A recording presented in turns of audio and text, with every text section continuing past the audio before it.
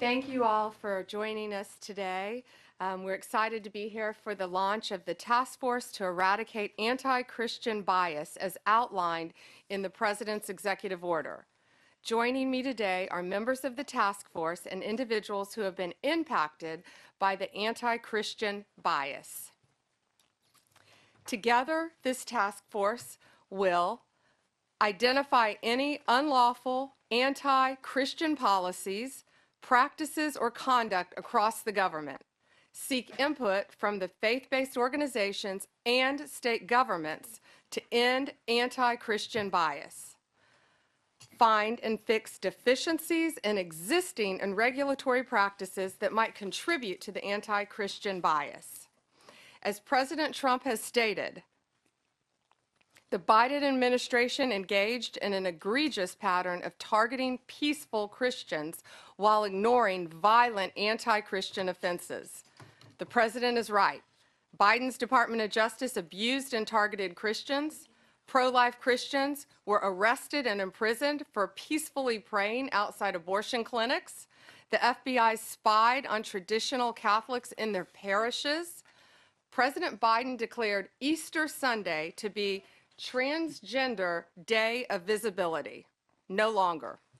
Vandalism against churches was 8 times higher in 2023 than it was in 2018.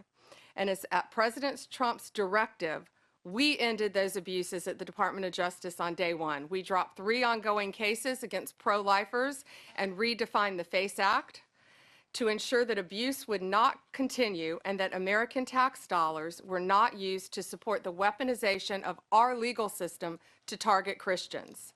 Just a few weeks ago, we convicted a man in Arizona for a plot to bomb Christian churches. The Department of Justice will protect religious liberty for Christians and for all Americans. We'll work closely with everyone around this table and take a whole-of-government approach to solving this problem, and ultimately protect Americans' First Amendment rights. The First Amendment isn't just a line in the Constitution, it's the cornerstone of our American liberty. It guarantees every citizen the right to speak freely, worship freely, and live according to their conscience without government interference. Protecting Christians from bias is not favoritism.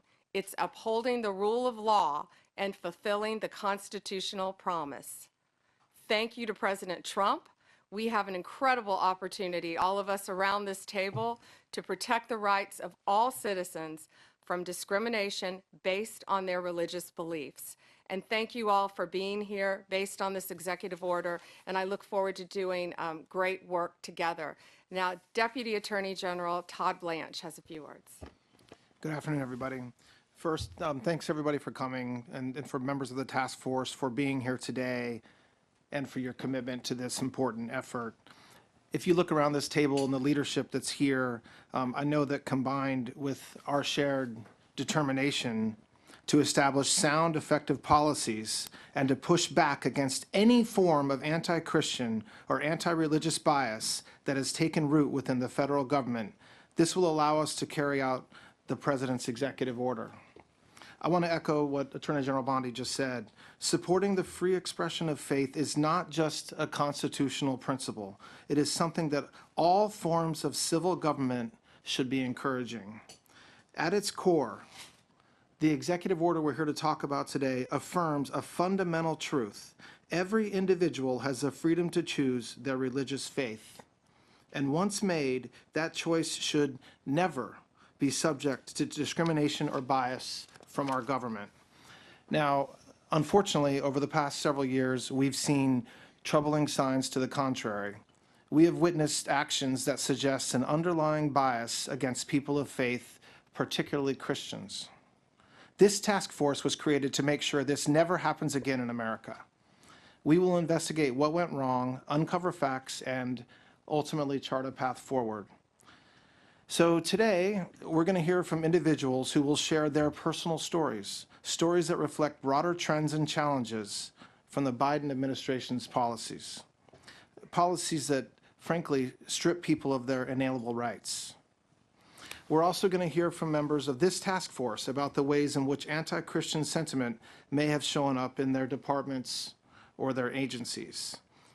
A key challenge that we face is a public misunderstanding of our form of government. We're a constitutional republic, not a pure democracy.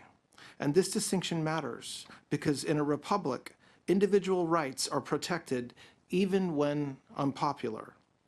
And misunderstanding this distinction allows our institutions and media to misrepresent our founding principles. Our government's purpose is to secure rights, not restrict them. So yes, this task force has a big job ahead, but it's a vital one, and it's one that we're going to get done.